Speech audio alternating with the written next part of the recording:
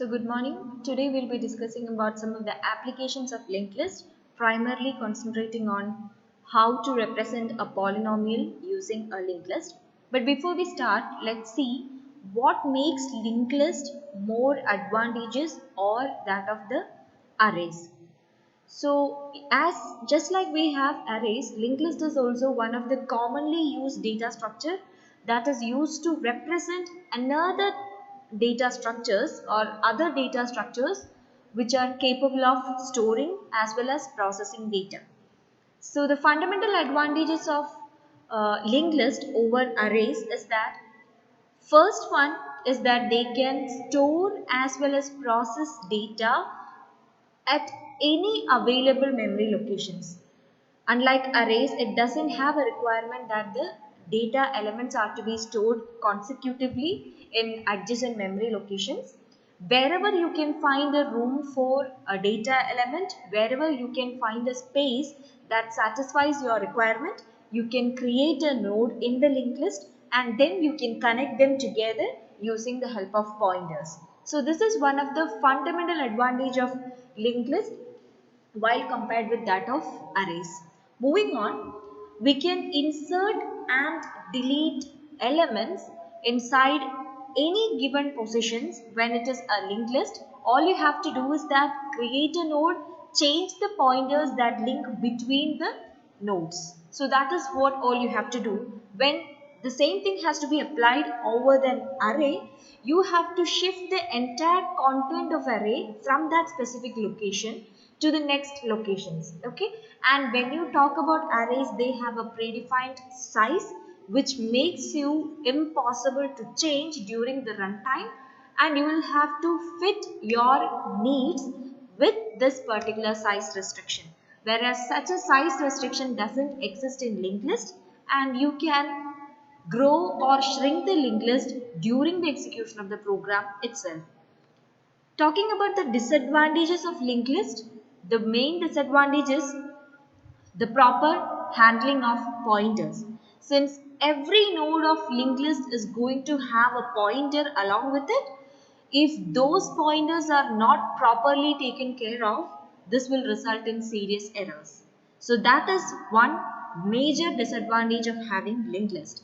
Second one is that each of the data element being stored inside the linked list will also be associated with a pointer, and this increases the memory consumption. So that is the second disadvantage of linked list.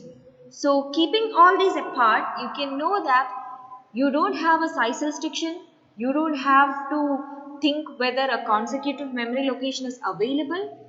All you can find is that you can go search inside the memory bank, find a suitable location. If such a location exists, you can create a node over there and then link it to the existing linked list. That's all you have to do. Similarly, deallocation is also very simple when you talk about linked list compared to that of arrays. So there is no memory wastage in the case of a linked list. Even though the memory consumption is greater, you don't have any memory wastage as in the case of arrays. So let's see the application of linked list. So as I told before, we will be primarily concentrating on how to represent a polynomial and how you can manipulate polynomials using linked list. So when you talk about polynomials, you can have any number of terms represented as a linked list. For each term, you will have a separate node. Okay, so that is the first thing that you have to remember while you are going to represent a polynomial. So let's see more of this in detail. So this is the general node structure. What you see at the end of the slide is the general node structure while you are representing a polynomial using linked list. So it will have two data field and one link field. The data fields will correspond to the coefficient of that particular term, and the second one will correspond to the exponent of that particular term. The third one, which is the link field, it will be containing the address of the next term. Okay, so this is how you represent a polynomial. So the node structure remains intact for all the polynomials. You have to take into consideration a coefficient, an exponent and a link, and coefficient, exponent and a link. Suppose if you are having a polynomial that contains two variables, in that case also you will have to expand this node structure to incorporate coefficient 1, which is the coefficient of the first variable, exponent 1, which is the exponent of, sorry, coefficient remains intact, exponent 1 that corresponds to the exponent of the first variable, exponent 2 that corresponds to the exponent of the second variable, then you have the link field. Okay, so now we are talking about a polynomial which has got only one variable, that is why it remains coefficient, exponent and link. So each of the term inside the polynomial will have its own node inside the linked list. So let's see how you can add two polynomials while they are represented using linked list. So here you can see two polynomials p of x and q of x. Okay, each of them are having 5 terms. The first polynomial is p of x, which is 3x raised to 8 minus 7x raised to 6 plus 14x cube plus 10x plus 5. You can see a polynomial p which represents the linked list p which represents p of x. Here you can see initially there is a header node, then comes the first term of p of x which is having the coefficient value as 3 and exponent value as 8. Then you have a link field which points to the next node where you have the coefficient field minus 7 and exponent field 6. Moving further, you can see at the last node there is 5 and 0, and at the end there is the null pointer indicating the end of the list. Similarly, q of x is also represented. Okay, what you see as r is the resultant polynomial after adding these two polynomials. So you have to remember 3 rules while you are adding two polynomials. First one is that if you have the exponents in common, if the exponents are same, you have to add the coefficient. If the exponent of the first polynomial is greater than the exponent of the second polynomial in the current term, then you have to copy the content of the first polynomial to the result. Similarly, if the coefficient, if the exponent of the second polynomial is greater than the exponent of the first polynomial, then you have to copy the content of the second polynomial to the resultant polynomial. So these are the rules that you have to follow while you are adding two polynomials. Okay. So let's see how this can be done. So the cases which I mentioned are represented here. Okay, you can see the cases. Sorry for that. Yeah, so these are the cases where the exponents are equal, you have to add the coefficient. If exponent of p is greater than q, you have to copy the content of p. If the exponent of q is greater than p, then you have to copy the content of q. So let's see how this can be put into practice using an algorithm. So remember, what you have in your hand is a simply linked list. The node structure is that it has got a coefficient data field, an exponent data field and a link field which points to the next node. So initially you have to set up 3 things. First of all, you have to set up a pointer to traverse through p of x. Similarly, a pointer to traverse through q of x. So you call them as pptr and qptr respectively. Then you have to create the resultant polynomial. So to create the resultant polynomial, you have to create a header node for the resultant polynomial, and that is represented using r header. You create a node, call it r header. You have to set the value for the coefficient and exponent field as null, and initially when it has got no other nodes, the exponent field, the link field will also be null. Now you have to set up a pointer which can traverse through the resultant polynomial, and that is known as rptr. Initially it will be pointing to the header node of resultant polynomial. Now we have got some cases to check in. The first case is that both p of x and q of x are non-empty. Okay, so you have two polynomials, both of them still have terms. In that case, pptr and qptr will not be null. That is the first case. Inside that you have to check, so you have two non-empty polynomials, so you have something to compare with. So the 3 cases that we have learned before is going to apply here. The first case is that you have two polynomials.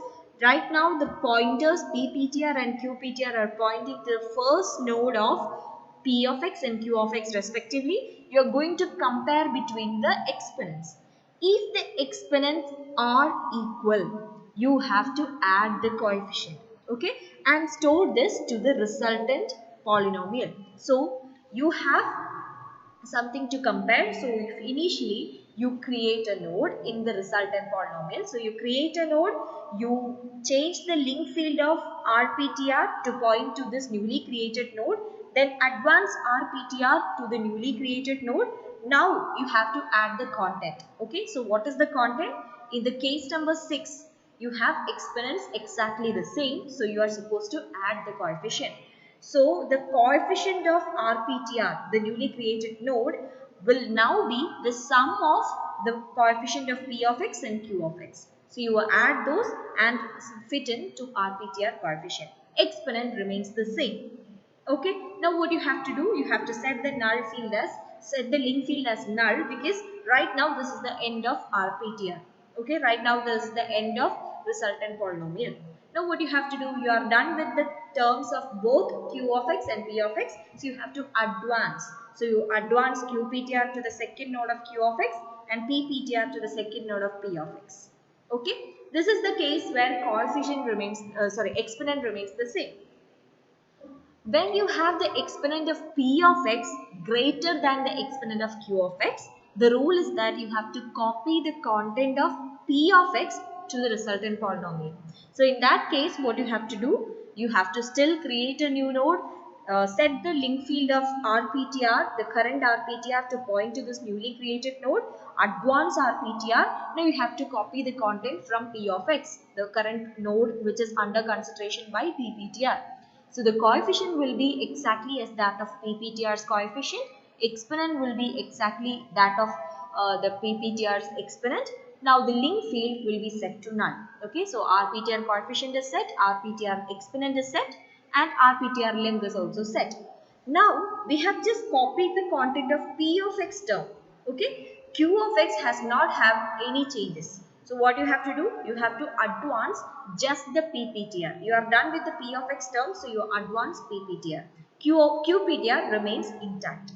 Now what if this is the other way? You have QPTR exponent greater than PPTR exponent. In that case, you are supposed to copy the content of QPTR term to the resultant polynomial. In that case, again you are going to create a node. You are going to set the link field of the current RPTR to point to this newly created node, advance RPTR to this newly created one. Then you copy the content from Q of x term. So QPTR coefficient is copied as the RPTR coefficient, exponent also is copied, link field is set to null. Okay, then what you have to do, you have to keep PPTR intact, it doesn't change, whereas QPTR is advanced to the next term or the third term of Q of x. Okay, so this will continue until there are non-empty terms inside PPTR and QPTR, which is neither PPTR or QPTR has gone null. But in some cases, there are chances that either of the two has gone null or empty. So either PPTR has gone to null or QPTR has gone to null. Okay, so in that case, one of them will still have some nodes that are supposed to be copied to the resultant polynomial. So that is the case which we see from line number 28. In line number 28, the case is that Q of x is being over, whereas P of x is still having some terms. That is, PPTR is not null, but QPTR has gone null. So in that case, what you are supposed to do, until you reach a point where PPTR is finally null, you are supposed to copy the content of P of x exactly as they appear in P of x to the resultant polynomial. Okay, so what happens? You create new node. Okay, so that is why the while loop on 29 says while PPTR not equal to null. You copy the content of P of x, okay, term by term. So initially you create a node, link RPTR with the newly created node, advance RPTR, then set the coefficient field from P of x term, set the exponent field from P of x term, set the link field as null, advance PPTR. This process repeats until PPTR finally comes null. Okay, this is the case from line number 28 to line number 37. Here you can see if this is the other way, which is p of x has gone empty, whereas q of x is still having terms. In that case, p ptr is equal to null, whereas q ptr is not null. In that case also, you are going to repeat the same procedure. You will create a node, you link the new node with rptr, okay, then you advance rptr to this newly created node. You take the coefficients being copied from the qptr term, exponent being copied from the qptr term, link set to null, then advance qptr. This process will be repeated until you reach the end of q of x. Okay, so finally you have done the polynomial addition, you have created a resultant polynomial, and the starting address of that resultant polynomial is available with our header. So what you have to do, you have to return this starting address so that the resultant polynomial can be taken care of. So this is how polynomial addition works. So this is a diagrammatic representation. So p of x is there, p ptr is there, q of x is having q ptr, and r of x, finally this is the resultant polynomial. Okay, so this is all about the major application of linked list, which is polynomial representation and its manipulation. When you talk about subtraction, all you have to do is that in the case where the exponents are equal, you have to subtract the coefficient instead of adding them. Okay, all the other procedures remain the same. So try doing the algorithm for polynomial subtraction, and also take some polynomials to find all the cases with this particular algorithm. So that's all for today. Thank you.